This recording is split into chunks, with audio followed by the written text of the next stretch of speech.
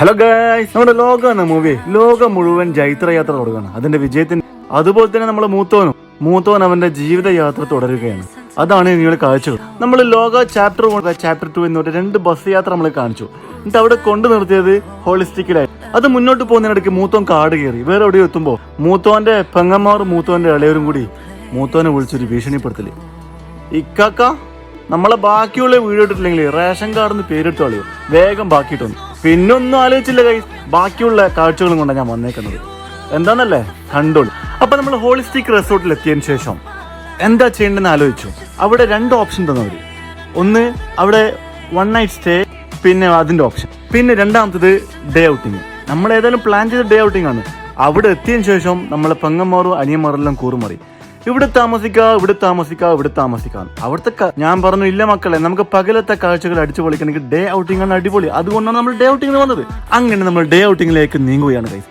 ആദ്യം എല്ലാവരും കയ്യിലേക്ക് എന്തൊക്കെയോ ബാഡ്ജറ്റ് കെട്ടി അകത്തൊക്കെ കയറ്റി എണ്ണൊക്കെ എടുത്ത് പൈസയൊക്കെ അടച്ചു. ഒരാൾക്ക് 950 റുപ്പീസ് ആവും. 10 വയസ്സായുള്ള കുട്ടിക്ക് 450 രൂപ.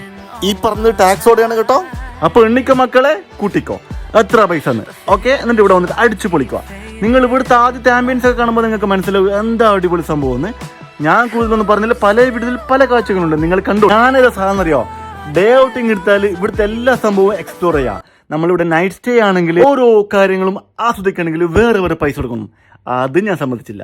കാരണം എനിക്ക് പൈസയും മുഖ്യമാണ്, കാഴ്ചകളും മുഖ്യമാണ്. നമ്മൾ അവിടെ എത്തിയതിനു ശേഷം ആദ്യത്തെ ഔട്ടിങ് എന്താണ് മുഖ്യമാണ് ജീപ്പിന്റെ ട്രക്കിങ് എന്നൊക്കെ പറഞ്ഞാൽ വല്ലാത്ത ട്രക്കിംഗ് ആണ് ഗൈസ്.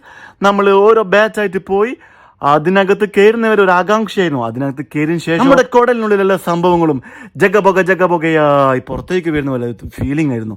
നമ്മൾ പണ്ട് കുടിച്ച മുലപ്പാല് വരെ പുറത്തേക്ക് വരും തോന്നിപ്പോയി. അങ്ങനത്തെ ഒരു ഇളക്കായിരുന്നു മോനെ. ഏജാതി വൈബ് എന്ന് പറഞ്ഞാൽ ഏജാതി വൈബ്. നിങ്ങൾ കണ്ടോക്കി കാഴ്ചകൾ. കണ്ടിട്ട് ഇഷ്ടപ്പെട്ട മാത്രം ലൈക്ക് ചെയ്യുക, ഇഷ്ടപ്പെട്ടില്ലെങ്കിൽ അവിടെ നിർത്തിക്കോളി. ഇഷ്ടപ്പെടുന്ന എനിക്ക് ഉറപ്പുള്ളതുകൊണ്ടെന്ന് ആ കോൺഫിഡൻസിൽ ഞാൻ പറയും. നമ്മളെ കാര്യം ഇങ്ങനെയാണ്, കുട്ടികളെ കാര്യം എന്തായിരിക്കും അവസ്ഥ ആലോചിക്കട്ടെ. ഈ വീഡിയോ ഇറങ്ങിയ ഉടനെ എനിക്ക് ഉറപ്പാണ് അടുത്ത പ്രാവശ്യം ട്രിപ്പിന് നമ്മളെ കുട്ടികളെ നമ്മൾ ഉമ്മമാർ വിട്ടേരില്ല ഉറപ്പ്. പക്ഷെ കുട്ടികൾ ഷാടി മേടിച്ചാൽ നമുക്ക് കൂട്ടാണ്ടിരിക്കാൻ പറ്റുമോ?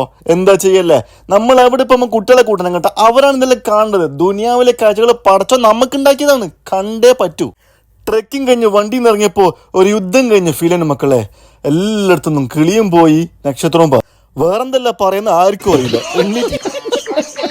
ഈ ജീപ്പ് യാത്രയോടുകൂടി തൽക്കാലത്തേക്ക് ഇവിടെ നിർത്തുന്നു. ബാക്കിയുള്ള കാഴ്ചകൾ അടുത്തത്. Stay tuned. വിട്ടു പോവല്ലേ മക്കളെ, ഇനിയും കാഴ്ചകളുണ്ട്.